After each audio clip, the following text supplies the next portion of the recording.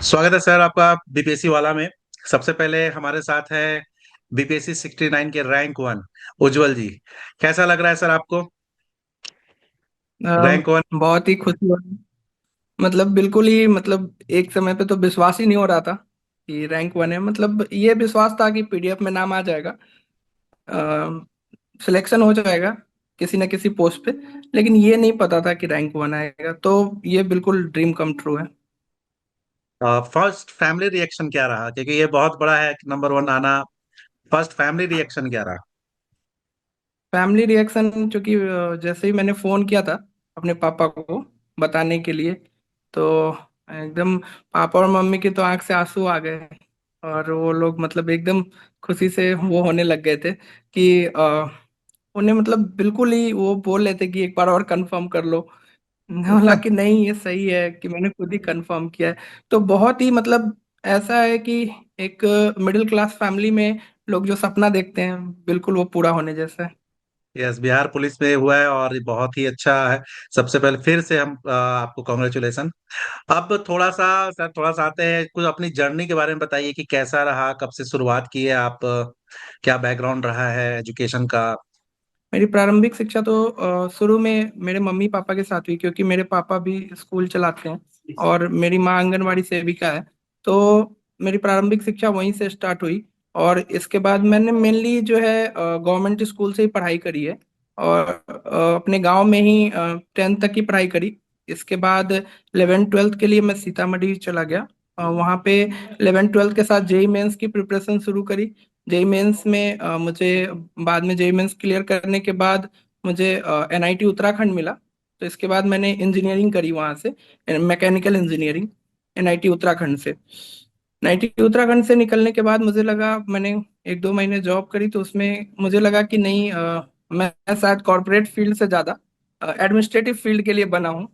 तो मुझे ऐसे फीलिंग आती थी हमेशा से कि मेरे अंदर जो है काफी अच्छे एडमिनिस्ट्रेटर के गुण हो सकते हैं। तो मैंने इस फील्ड में फिर आने का सोचा। वहीं पे मैंने दिल्ली में रह के प्रिपरेशन शुरू करी। और प्रिपरेशन शुरू करने के बाद मेनली ये हुआ कि मैंने यूपीएससी के लिए प्रिपरेशन शुरू करी थी।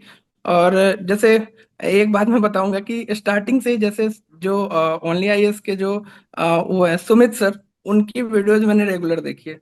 मतलब करंट अफेयर के लिए उनकी वीडियोज मैंने बहुत ज्यादा देखी है। सर मुझे बहुत पसंद भी है पर्सनली। इसके बाद जो है मतलब मेरी जर्नी चलती रही। यूपीएससी में फाइनल सिलेक्शन तो नहीं हुआ, तो मैंने 67 बीपीएससी के लिए एग्जाम दिया। उस टाइम पे मेरा सिलेक्शन हुआ। और मुझे ब्लॉक वेलफेयर ऑफिसर के पोस्ट पे गोरौल में वैशाली जिले में पदस्थापन मिला। लेकिन मैंने सोचा कि नहीं, मेरा तो लक्ष्य कुछ और था। तो मैंने इसके साथ भी पढ़ाई शुरू रखी अपनी, खास करके। तो इसके साथ साथ होता है कुछ लोगों का कि उनको सेटलमेंट लगता है, बट मुझे लगा कि नहीं, ये अभी तो शुरुआत ही हुई है। तो मेरा जो है ये ड्रीम तो नहीं था। तो वैसे ही अच्छा जॉब है, मैंने काफी कुछ सीखा इस जॉब में। लेकिन फाइनली मैंने कोशिश नहीं की, अंदर आत्मविश्वास को बनाए रखा। लोग बोलते भी थे अब कितनी बार एग्जाम दोगे, कब तक एग्जाम दोगे। तो मैंने बोला कि मेरी फैमिली ने काफी कुछ झेला इस मामले में। लेकिन उनका जो है, उनको बहुत सैल्यूट है मेरी तरफ से कि उन्होंने अपना आत्मविश्वास मेरे में बनाए रखा। ये कहते रहे कि नहीं, तुम पढ़ते रहो, कि कोई दिक्कत नहीं है जो है। और जैसे शादी वादी के लिए भी कोई प्रेशर नहीं बनाया, तो ये काफी अच्छी बात थी। तो मतलब मैं हमेशा कहता हूँ कि अगर अपने अंदर आत्मविश्वास हो और माँ बाप का सपोर्ट हो, ठीक है, और फैमिली का सपोर्ट हो, तो आप किसी भी लक्ष्य को प्राप्त कर सकते हैं। 69th में रैंक वन लाना, चूंकि मैं हिंदी मीडियम का छात्र हूँ, तो हाँ, हिंदी ये मीडियम एक से थोड़ा रैंक वन हाईलाइट कर लाना। लीजिए। हिंदी मीडियम, मीडियम का एक बहुत बच्चों में बहुत रहता है कि इंग्लिश मीडियम, हिंदी मीडियम। तो उज्जवल जी, आप मीडियम क्या था ये बच्चों को थोड़ा बताइए। एक्चुअल में मैंने जब प्रिपरेशन स्टार्ट की थी, तो सबने बोला कि नहीं, इंग्लिश मीडियम लो, इंजीनियरिंग से हो, इंग्लिश अच्छी भी है, कोई दिक्कत नहीं आएगी। तो मैंने बोला नहीं, मैं हिंदी में ज़्यादा कंफर्टेबल हूँ, मेरी भाषा हिंदी में जैसी है वैसे इंग्लिश में नहीं हो सकती। तो बिल्कुल। मैंने जिस कंफर्ट था, मैं एस्पिरेंट को जो भी तैयारी कर रहे हैं ना, उनको ये कहूंगा, लोगों की बात पे ना जाए। कि लोग ही इतिहास बदलते हैं। आज इंग्लिश मीडियम से रिजल्ट आ रहा है, क्यों? क्योंकि इंग्लिश में अच्छे कंटेंट थे, लेकिन अब इतने अच्छे टीचर्स है, इतने अच्छे, अब इतना कंटेंट अवेलेबल है कि हिंदी में भी अच्छा खासा कंटेंट अवेलेबल है। तो आप हिंदी में भी पढ़ सकते हैं, अच्छी भाषा का उपयोग कर सकते हैं। पहले गूगल ट्रांसलेटर से नोट्स बनते थे, लेकिन अब लोगों ने मेहनत शुरू करी है हिंदी में। तो एक्चुअल में जो है, अब एकदम वो कह सकते हैं ना कि अब वो कंटेंट है, जो कंटेंट मैंने भी पढ़ा, मैंने भी कोशिश करी और मैंने भी लिखा। आप अपनी भाषा को अच्छी करिए। अब भाषा को दोष नहीं दे सकते।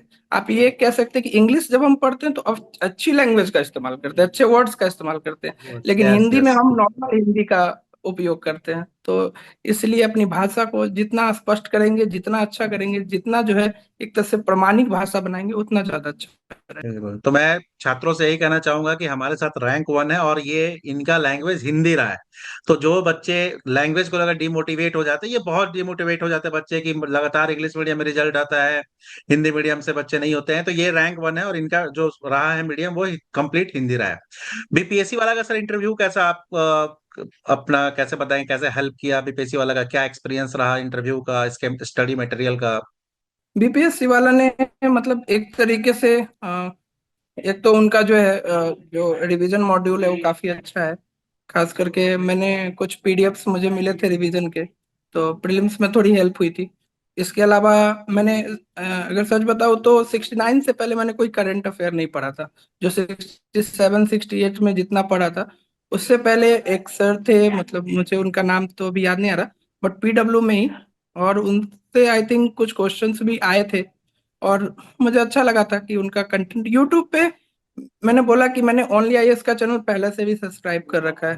तो एक जो है उनसे हेल्प मिली। और खास करके इंटरव्यू का अगर पूछे तो मतलब मैंने 69 में टोटल 3 4 मॉक दिए होंगे। मुझे सबसे बेस्ट पीडब्ल्यू का सपोर्ट सिस्टम लगा था।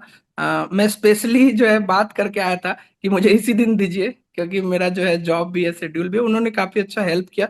जो अंदर जो लोग थे उन्होंने पहले भी बोला कि इस बार आप जो चाहते हैं ना वो आपको मिल जाएगा। आपको जो है ना, आपका काफी अच्छा है, आप काफी अच्छा जवाब दे रहे हैं, आप काफी कॉन्फिडेंट है।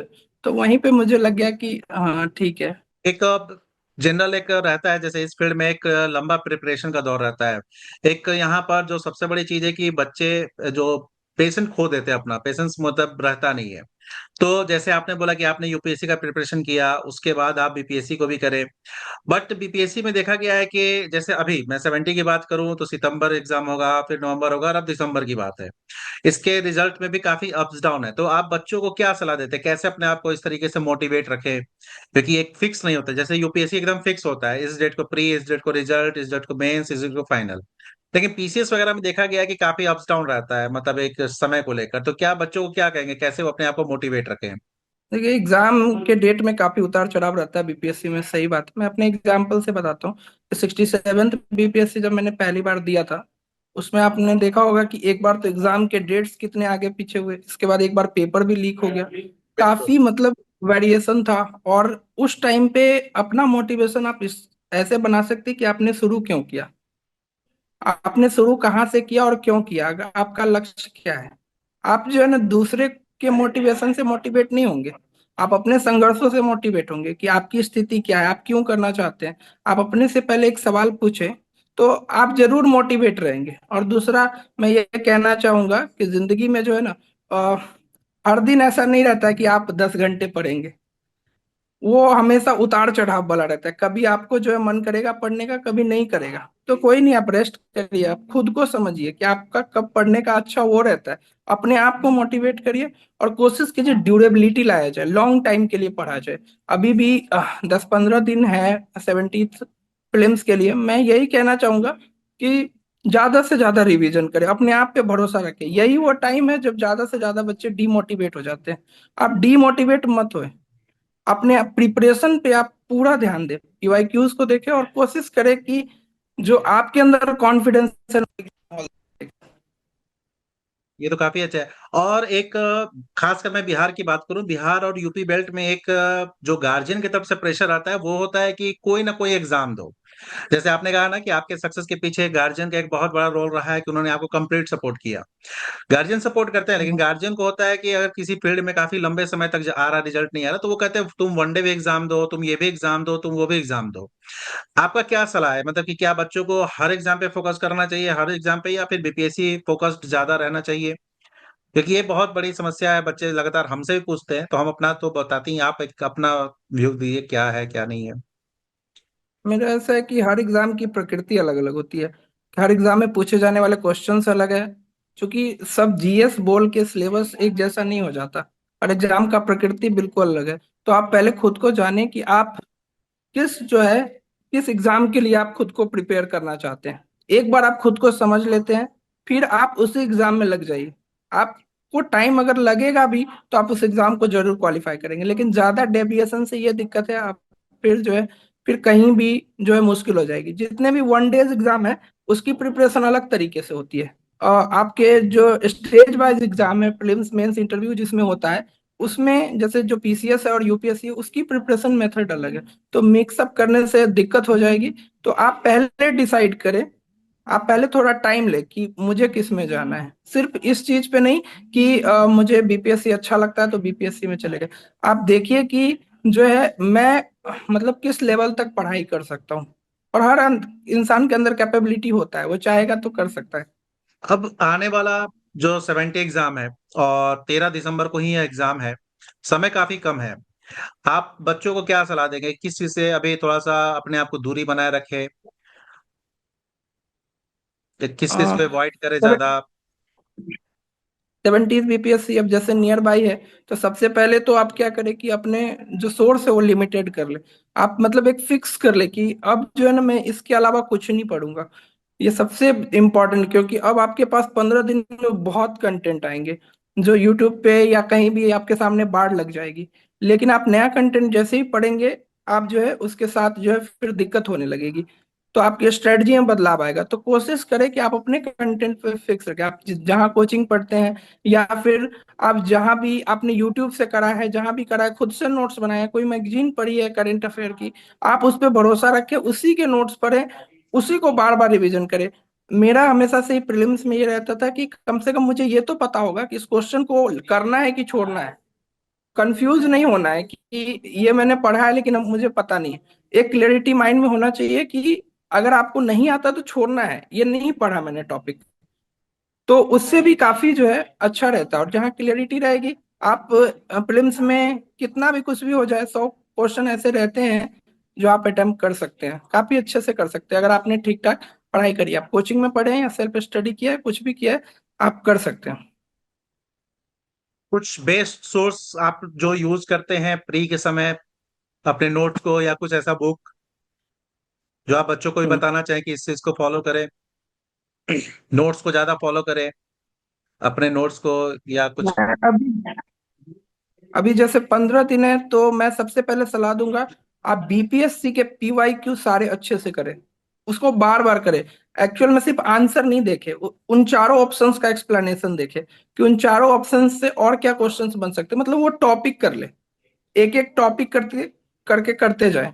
इसके अलावा दूसरा, आप जो है जो भी शॉर्ट नोट्स आपने बनाए हैं पहले, या बजट हो या इकोनॉमिक सर्वे हो, जो जो टॉपिक इंपॉर्टेंट है उसको कर ले। करंट अफेयर में आप पीवाईक्यू से ट्रेंड पकड़े कि जैसे पीवाईक्यू में अगर आपका नोबेल प्राइज आया है तो इस बार भी मैं नोबेल प्राइज कर लेता हूँ।